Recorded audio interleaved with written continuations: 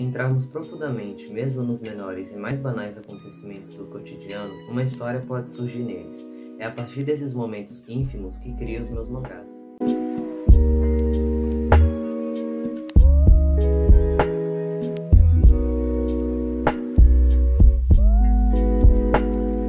Olá, leitores, meu nome é Arthur e no vídeo de hoje vamos conversar sobre o mangá O Homem que Passeia. Então, sem mais delongas, e bora lá para o vídeo. Como já é tradição aqui no canal, desde o ano de 2020, a primeira resenha do ano é sempre feita sobre o mangá desse autor chamado Jiro Taniguchi. Em 2020, a gente conversou sobre o Gume Solitário, em 2021 falei sobre o Guardiões do Louvre e agora chegou a hora de conversarmos sobre O Homem que Passeia. Lançado no Japão originalmente nos anos 90, entre o ano de 1991 e 1992, ele foi trazido aqui no Brasil pela editora Devir no ano de 2017, em meados de agosto, e é o mangá da demografia seinen / Slice of Life. Vale ressaltar que esse foi o primeiro mangá que a editora trouxe aqui para o Brasil pelo seu selo Tsuru, e com esse selo eles já trouxeram diversos outros mangakas muito renomados, como o próprio Junji Ito com a obra Uzumaki, que aqui eles compilaram os 3 volumes em um mangá só. Eu li esse mangá no ano passado, ele inclusive entrou para uma das minhas melhores leituras do ano, e eles trouxeram também outras obras como Marcha para a Morte, Nonomba e etc. Na época do seu lançamento, esse mangá ele tinha um preço de capa de R$55, eu acho ele um tanto quanto caro, e já que estamos falando de preço, vamos falar agora sobre o formato. O tamanho desse mangá é 17 por 24 centímetros, ele é bem maior que o mangá convencional da Panini, por exemplo. Eu peguei aqui um volume de Tokyo Ghoul para mostrar para vocês, então vocês podem ver que a diferença é bem grande. Ele conta com uma sobrecapa e capa fosca, e o papel é um papel chamado Murky Print Cream. Eu vou deixar o nome certinho aí na tela para vocês conferirem. O mangá ele tem em média 245 páginas, a encadernação é muito boa, confortável de se manusear, e o papel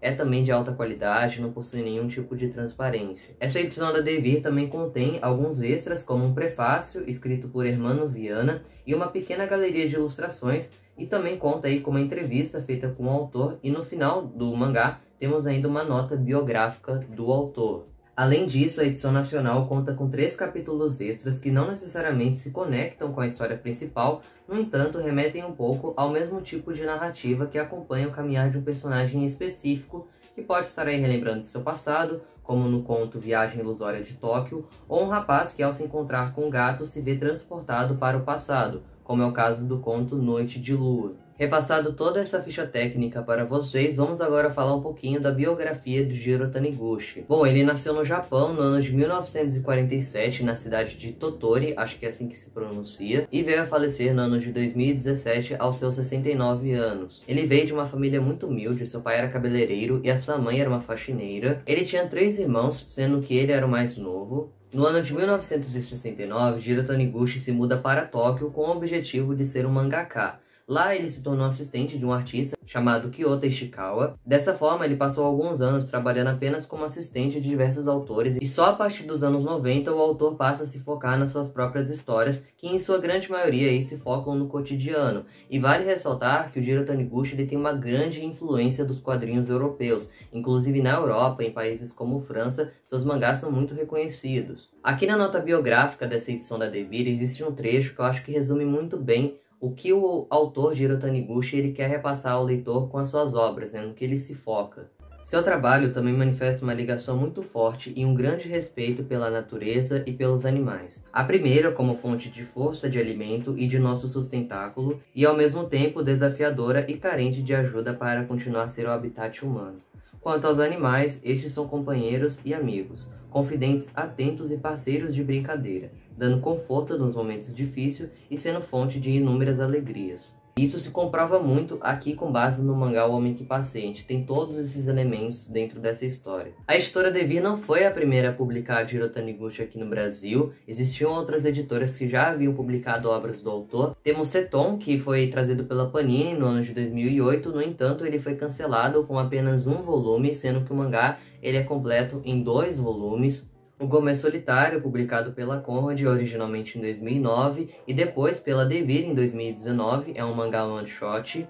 Temos também Guardiões do Louvre, que foi publicado aqui no Brasil pela editora Pipoca e Nanquim no ano de 2017, também é um one-shot. Uma outra obra do autor também foi publicada no ano passado, também pela editora Pipoca e Nanquim, completa em 2 volumes, mas é um mangá que, pelo que eu fiquei sabendo, ele foge um pouquinho desse padrão do autor de sempre trazer histórias do cotidiano. Pelo que eu fiquei sabendo, é um mangá que envolve até um pouco de ficção científica. O mais recente publicado do autor aqui no Brasil também foi pela editora Devir, chamado Zorro no Inverno, no final de 2021. E para ser lançado em 2022 pela editora Pipoca Nanquim, temos um mangá que foi traduzido aqui para o Brasil com o nome Um Bairro Distante, e também é one shot. Bem, mas agora vamos falar do enredo de O Homem que Passeia em si, vamos falar um pouco da história. Essa obra ela contém um enredo bem simples, como de costume, pelo menos nas obras de Jiro Taniguchi que eu li até hoje. Em certos dias de ida ou de volta do trabalho, um homem faz diversas caminhadas sem um rumo em específico por diversos locais da cidade em que ele mora, com o objetivo de simplesmente contemplar o mundo ao seu redor. Nessa edição nacional, a história principal ela é dividida em 18 capítulos, todos bem curtos e um tanto quanto episódicos. Mas claro que alguns deles têm pequenas ligações entre si, mas não necessariamente você precisa os ler na ordem. E isso acontece justamente pelo fato desse mangá não ter um enredo muito complexo. Já em relação ao protagonista, nós leitores não sabemos basicamente nada sobre ele, nem seu nome, nem seu trabalho. A única coisa que ficamos sabendo é que ele tem uma esposa e um cão chamado Yuki. Inclusive dos personagens centrais, esse é o único personagem que a gente fica sabendo o nome. Em minha interpretação, no meu ponto de vista, esse protagonista serve como uma espécie de alter ego do próprio Jiro Taniguchi. Porque com base na entrevista em que ele deu aqui no final desse mangá, fica bem claro que as suas percepções de mundo são muito parecidas com a desse personagem. Parece que ele colocou um pouco dele mesmo aqui dentro desse protagonista. O modelo do caminhante sou eu mesmo, mas esses passeios faço em busca de elementos que possam ajudar a construir histórias. Nesse sentido, não são exatamente os passeios naturais que trato como grandiosos. Eu caminho em busca de paisagens que sejam interessantes de desenhar e situações que possam ser temas de histórias. Boa parte das pessoas, principalmente nos dias de hoje, tem um cotidiano muito corrido. E isso faz com que a gente não preste muita atenção nas coisas que estão ao nosso redor. E além disso, a gente não presta atenção nos mínimos detalhes, do cotidiano. Com essa obra, o Jiro Taniguchi nos convida a passar um tempo de reflexão e contemplação com esse mangá. O importante aqui dentro dessa história não é a vida do protagonista ou as reviravoltas que ela vai ter. O grande protagonista desse mangá é justamente o cenário, aquilo que o cerca, aquilo que está ao redor do personagem central, que está servindo como um guia para nós leitores. É um mangá que eu particularmente me senti muito relaxado enquanto eu li, muito contemplado também com as ilustrações que tem aqui dentro. Cada capítulo desse mangá tem sim um fio condutor ou um conflito. Eu vou dar alguns exemplos com base nos meus capítulos favoritos aqui da obra para vocês entenderem um pouco melhor o que eu estou tentando explicar. No capítulo 8, intitulado De Margeando o Rio, o nosso protagonista ele acaba descendo uma estação antes da que ele costuma descer, no seu trajeto ali para o serviço, e ele começa a andar frente à margem de um rio até que ele encontra um pescador e eles começam a conversar ali,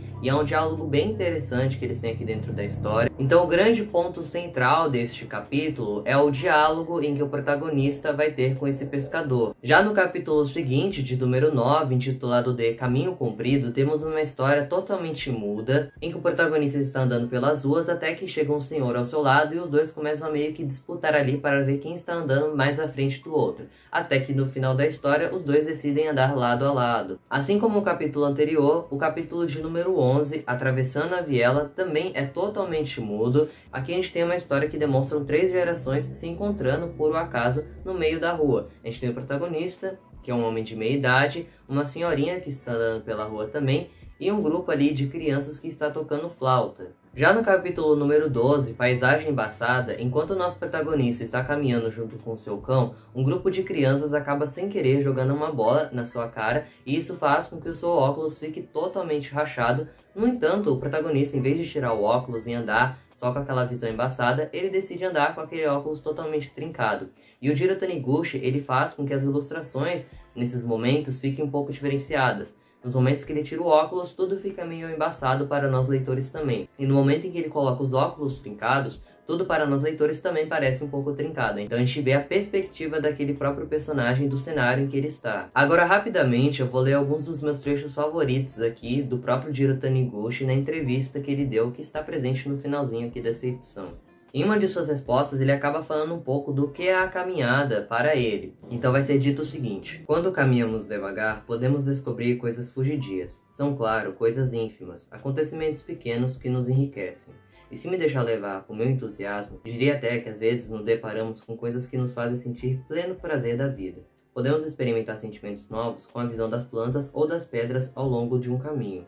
O passeio possibilita sensações novas, sentimentos novos e pode até proporcionar os mesmos prazeres de uma pequena viagem. Mais adiante, ele vai falar um pouco do porquê ele escreve coisas do cotidiano, e ele vai dizer o seguinte: se quero contar histórias a partir de coisas insignificantes da vida cotidiana, é porque dou importância à expressão das oscilações e às incertezas que as pessoas vivenciam no cotidiano, e a seus sentimentos profundos em suas relações uns com os outros. Além disso, o que me interessa é também encontrar uma maneira de representar esses sentimentos de maneira mais natural possível. E ele encerra a entrevista dizendo o seguinte: quando tiver um tempo livre, procure para sair e andar sem rumo.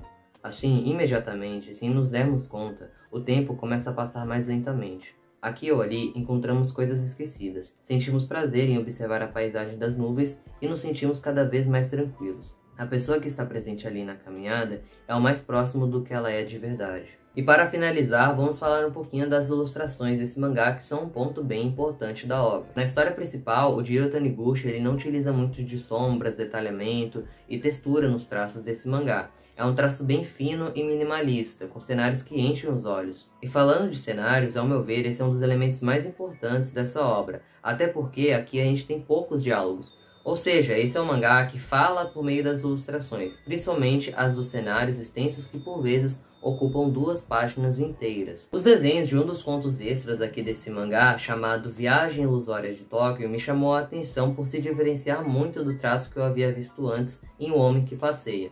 Aqui o ilustrador se utiliza de um traço mais carregado, com muito preto, dando um tom melancólico para a história. Concluindo, eu reconheço que esse é um mangá que não vai agradar a todos pelo fato dele ser muito introspectivo e contemplativo. Mas mesmo que você esteja acostumado com obras voltadas mais para a ação, dos famosos shonens, dê uma chance para esse mangá. Aqui o Jiro Taniguchi retrata as banalidades do cotidiano como ninguém. Ele consegue transformar uma simples caminhada em algo poético e interessante de se acompanhar. Enfim, apesar de simples, esse é um mangá que nos traz uma mensagem muito forte de dar valor às pequenas coisas ao nosso redor. E creio eu que essa seja uma boa porta de entrada para você começar a ler Jiro Taniguchi.